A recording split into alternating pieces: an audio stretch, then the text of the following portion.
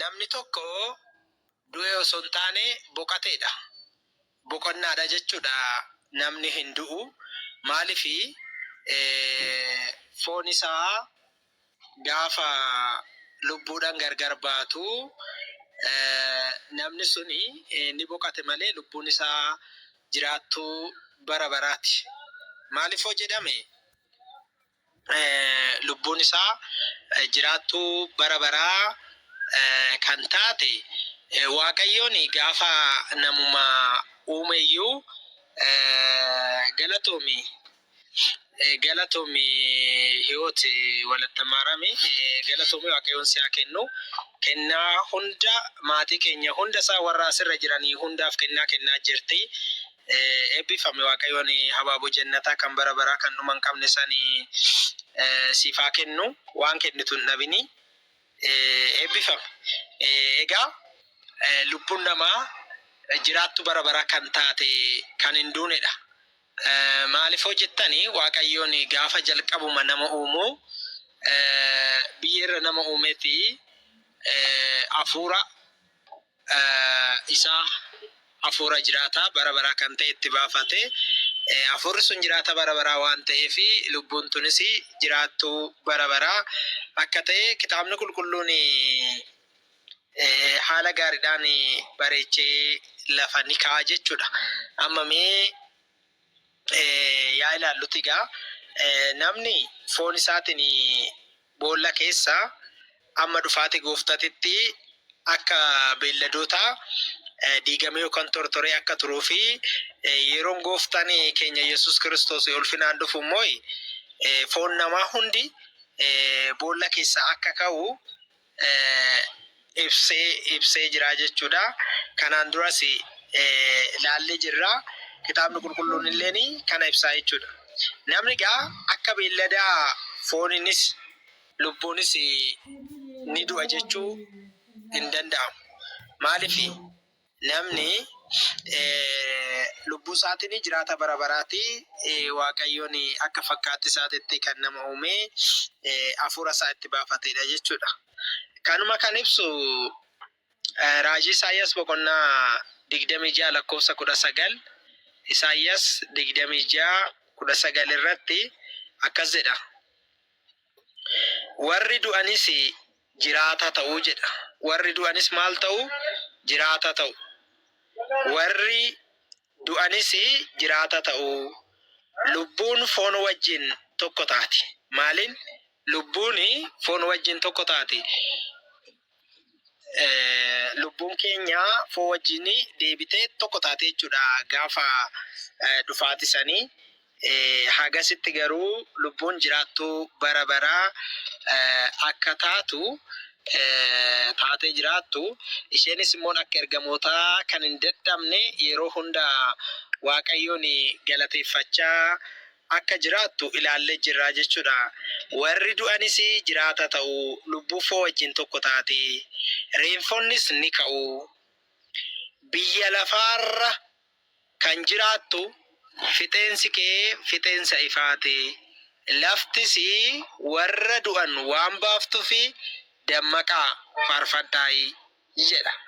Raajii Isaayyaas boqonnaa 26 lakkoofsa 19 irratti jechuudha.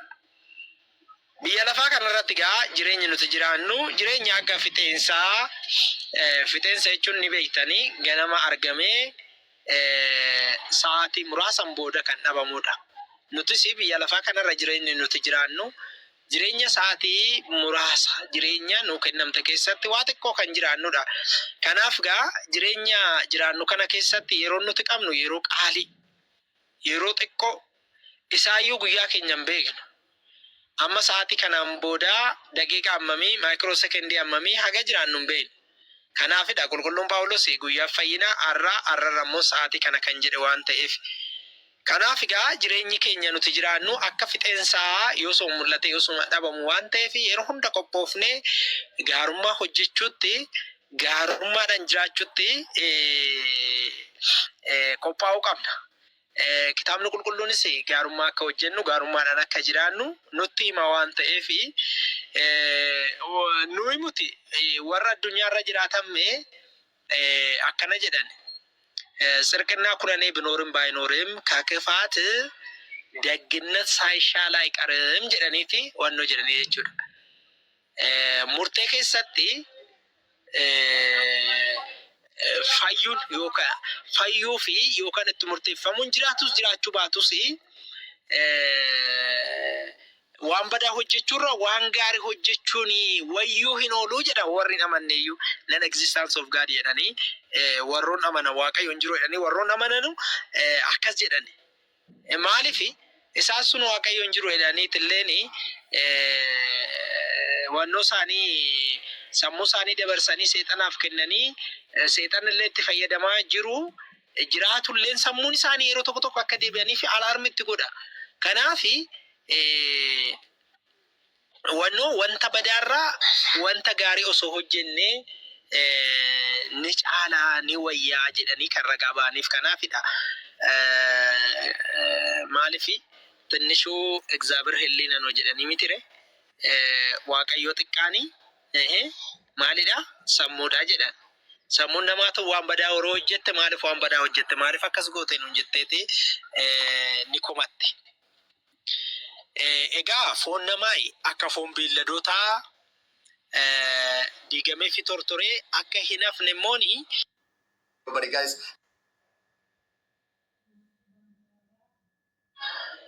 Biyyoo lafaa keessaa kan mugan keessaa baay'een isaanii ni dammaqu. Walakkaan isaanii gara jireenya bara baraa, walakkaan kaan immoo gara qaanii, gara rakkina bara baraa jedheef dhugaatti ba'a. Gara jireenya bara baraatti kan deemu isa waan gaarii hojjetee akka ija waaqayyootti jiraatee waan gaarummaa irratti hojjetee waan namaa kan hin barbaanne waaqayyotti amanee waaqayyoon jiraachuusaa gooftaa Yesuus Kiristoos dhuguma dhiiga isaa isa dhangalaasee waanjoo garbummaa seexanaa jalaa bilisa isa baasuusaa amanee warri jiraatu jireenya bara baraatitti.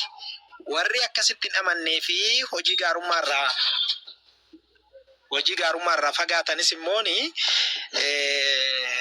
gara qaanii, gara rakkina bara baraa, gara dukkanaa, gara ibidda gubaa bara baraatitti akka jiraatan kitaabni qulqulluun akkasitti ragaa nu ba'a.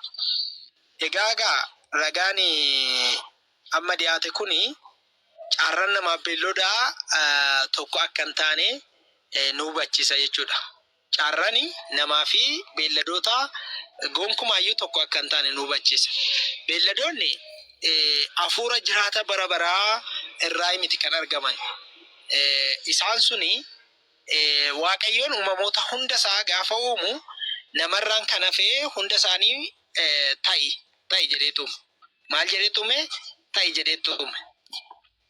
Egaa ta'i jedhee tuume nama garuu akka fakkeenya isaatitti kan uume hojii harka isaatiin kan uume ta'i odoo hin taane saniin booda immoo hafuura jiraattu bara baraa kan itti baafatedha jechuudha. Kanaaf dhagaa hafuurri sun jiraattu bara baraa waan ta'eef namni gonkumaa du'ee kan hin banne jiraata bara baraa akka ta'e inni kamiyyuu kan cubbuu hojjetus gara si'oolititti deemee jiraata bara baraa achitti jiraata gubachaatoo gubannaa bara baraa inni waan gaarii hojjetes immooni gannatii galee qulqulloota wajjin waaqayyoon galateeffachaa jireenya bara baraa akka jiraatudha kitaaba qulqulluu kan nutti ibsu jechuudha. Egaa lallaba 3:19 irratti immoo Salamooni achirratti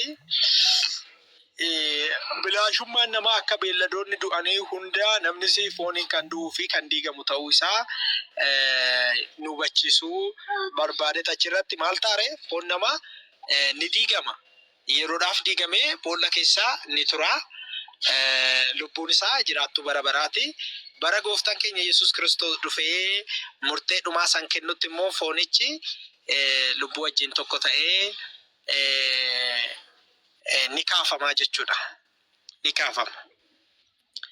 Egaa kitaabonni nama bifa lubbuutiin ilaalanii yommuu dubbatanii akka lubbuutitti ilaalanii gaafa dubbatanii Abrahaam, Isaaqii fi Yaaqoob fa'aa erga du'aniin booda waaqayyumtuyyuu kitaaba qulqulluu keessatti gaafa dubbatu seera bahuu boqonnaa 3 lakkoofsa 15 fi akkasuma hojii duuka bu'oota boqonnaa 7 lakkoofsa 32 irratti ani waaqa Abrahaamii, waaqa Isaaqii, waaqa Yaaqoobitti jedha. Isaan sun garuu boqotanii jiran. Boqotanii jiraatanis maalinire lubbuun isaanii jiraattuu bara baraa waan taateefidha jechuudha. Waaqni keenyas gaa waaqa jiraattotaati malee waaqa du'ootati miti. Waaqa jiraattotaati. Isaan suni jiraattotaadha jechuudha. Kanaaf dhagaa wangala keessa irrattis hiikee jira. Luqaas fi Maatiyos irratti Luqaas boqonnaa 20 lakkoofsa 38 irratti illee kaasee jira. Mi waliin yaa ilaallu jechasaa Luqaas boqonnaa 20 lakkoofsa 38 akkas jedha. Ammas gooftaan Waaqayyoo warra du'aniiti miti. Ammas gooftaan Waaqayyoo warra du'aniiti miti. Waaqayyo warra jiraniiti malee isaaf hundinuu jiraatodha jedha.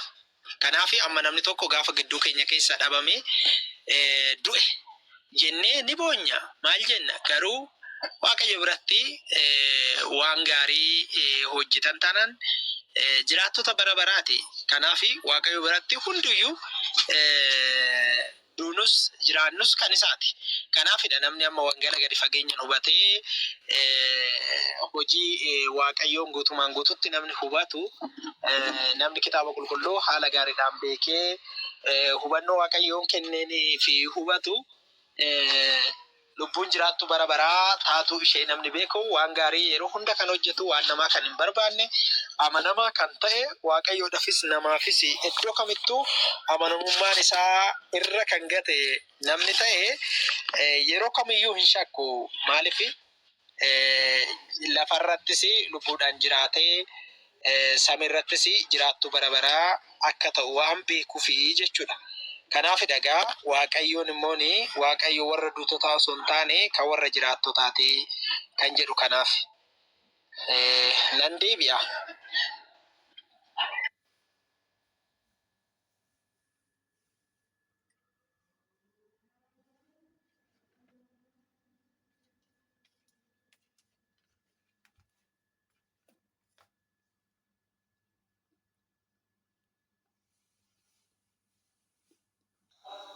Maatii Waaqayyoo akkam jirtan? Fayyaa keessanii?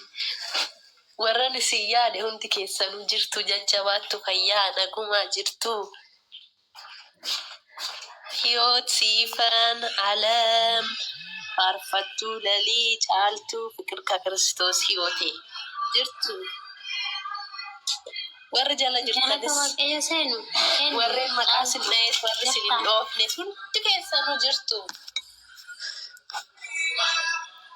Galata Sillaasee baga jiraatanii baga nagaa taatanii jirtaa fi noor baga nagaan dhufte. Ani duratti feen ture warree tokki hiyyeetu ganna darbate bar. Okay. Mo'itii irra jirtedha garuu ana bira. Neetwork akkanumatti